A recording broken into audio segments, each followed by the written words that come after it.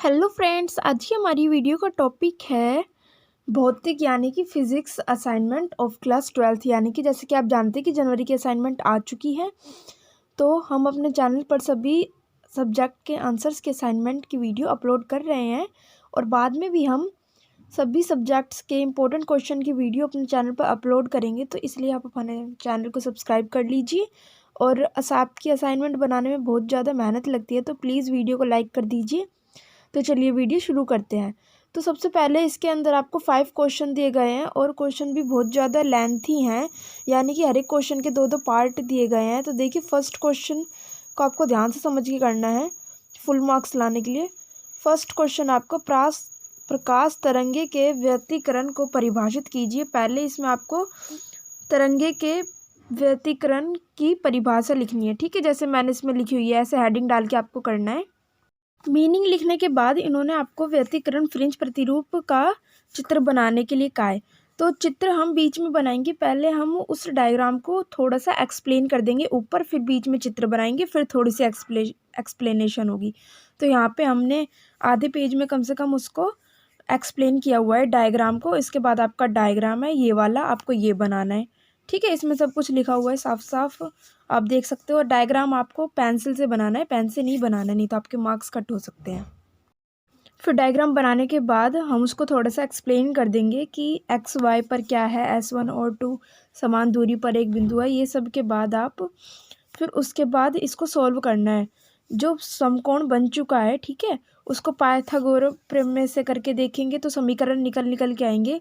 जहाँ पे आपको समीकरण के सामने भी ये लिख देना है कि ये एक समीकरण है, ये दूसरा है। फिर उसको आपको ऐसे सॉल्व करना है। फिर देखिए, तीसरा समीकरण निकल के आया है, फिर अब उसको तीसरे को रख के देखेंगे तो फिर चौथा आ जाएगा ये वाला। फिर चित्र के बाद फर्स्ट क्वेश्चन में आपसे ये भी पूछा गया था प्रदीप्त फ्रिंजों के बारे में, ठीक है, तो फिर हम उसके बारे में भी लिख देंगे। फिर क्वेश्चन में प्रदीप्त फ्रिंज की चौड़ाई के बारे में पूछा था, तो पहले आपको उसकी चौड़ाई के बारे में लिखना है, ठीक है। फिर उनकी 2 अदीप्त फ्रिंजों के बीच की दूरी निकालनी है। उसके बाद आप ऐसे ये सब फॉर्मूले पुट करने के बाद लिखेंगे तो फिर उसके बाद आपका आंसर आ जाएगा। जैसे यहाँ पे मैंने सॉल्व कर रखा है, ये छठा समीकरण निकल के आया। फिर उसके बाद सभी दीप्त की चौड़ाई एक समान होती है, ठीक है, ये आपका आंसर है। ये आपका फर्स्ट क्वेश्चन था, इतना लेंथी था ये, शुरू से लेकर एंड तक ये फर्स्ट क्वेश्चन था। आपकी फिजिक्स की असाइनमेंट का सेकंड क्वेश्चन है, स्टूडेंट से ध्यान से देखना। इसमें भी आपको मतलब एक ही क्वेश्चन में बहुत सारी चीज़ें पूछी गई है। फर्स्ट तो ये है कि बोर के क्वांटीकरण के द्वितीय अभिग्रहित का कथन लिखिए, ठीक है। पहले आपको इसका कथन लिखना है, फिर उसके बाद इसमें ये भी पूछा गया है कि उसका जो डी ब्रॉगली द्वारा प्रदत्त स्पष्टीकरण की व्याख्या भी करनी है, और फिर उसके बाद बोर मंडल की 2 सीमाएं भी लिखनी है, यानी कि लिमिटेशन भी लिखनी है उसकी।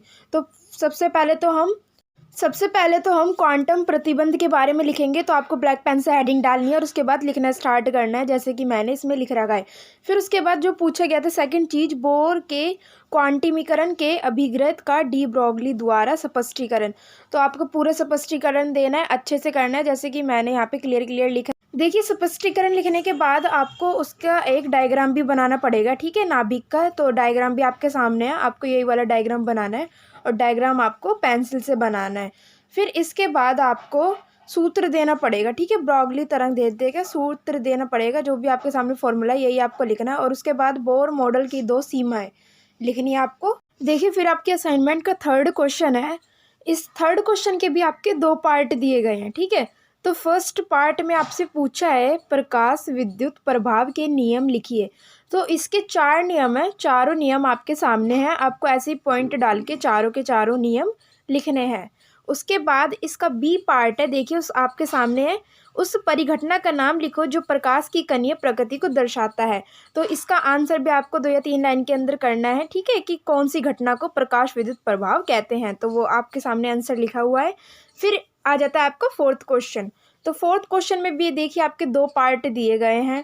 तो फर्स्ट यानी कि ए है, प्रकाश को प्रकाश से मिलने पर अंधकार उत्पन्न हो सकता है, इस परिघटना का नाम लिखिए तथा स्पष्ट कीजिए।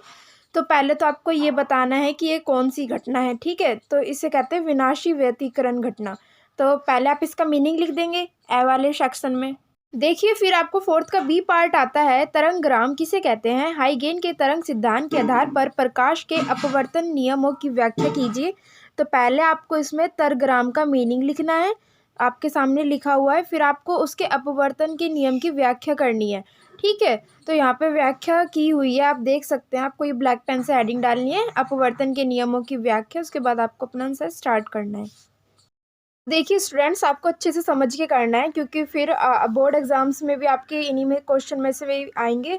तो फिर आपको अच्छे मार्क्स लाने हैं, तो आपको इन्हीं क्वेश्चंस को अच्छे से समझ के करना होगा। इससे आपके बोर्ड एग्जाम में भी अच्छी हेल्प हो जाएगी। तो देखिए यहाँ पे क्वेश्चन का एंड है और ये सिद्ध हो गया है कि यही स्नेल का नियम है। देखिए स्टूडेंट, फिर असाइनमेंट का 5th क्वेश्चन है। इसके भी 2 पार्ट दिए गए हैं। फर्स्ट है, एक इलेक्ट्रॉन, एक अल्फा कण तथा एक प्रोटॉन की गतिज ऊर्जा समान है, इनमें से किस कण की डी ब्रॉगली तरंग दैर्ध्य न्यूनतम होगी? तो ये न्यूमेरिकल है, तो आपको इसको सॉल्व करके लिखना है, जैसे कि मैंने इसमें लिख रखा है। ठीक है, तो अच्छे से आपको सॉल्व करना है। देखिए यहाँ पे इलेक्ट्रॉन का द्रव्यमान निकल चुका है, फिर प्रोटॉन का, फिर कण का, और लास्ट में आपका आंसर आ जाएगा। उसके बाद देखिए 5th का ये बी पार्ट है, रिडबर्ग सूत्र से। यहाँ पे मैंने क्वेश्चन नहीं लिखा है, तो आपको उसे तीनों तरह से सॉल्व करके लिखना है। ठीक है, सेकंड में 3 पुट करके लिखेंगे, उसके बाद थर्ड में उसको 4 पुट करके लिख देंगे, तो आपका आंसर आ जाएगा तीनों में। तो स्टूडेंट्स, ये थी हमारी फिजिक्स की जनवरी की असाइनमेंट्स। अगर आपको वीडियो अच्छी लगी हो तो लाइक करें, हमारे चैनल को सब्सक्राइब करें ऐसी और वीडियोस के लिए। और हम असाइनमेंट के बाद बोर्ड एग्जाम्स के एमसीक्यू यानी कि मोस्ट इंपॉर्टेंट क्वेश्चंस और जो चॉइस वाले क्वेश्चन होते हैं उनकी भी वीडियोस अपने चैनल पर रेगुलर अपलोड करेंगे। अगर आपको बोर्ड एग्जाम में अच्छे से तैयारी करनी है तो हमारे चैनल को सब्सक्राइब कर लीजिए। अगर आपका किसी क्वेश्चन से रिलेटेड कुछ भी डाउट है तो वो भी आप हमें कमेंट करके बता सकते हैं। और असाइनमेंट की वीडियो हम अपने चैनल पर अपलोड कर चुके हैं, आप जाके चेक कर लीजिए। Thanks for watching.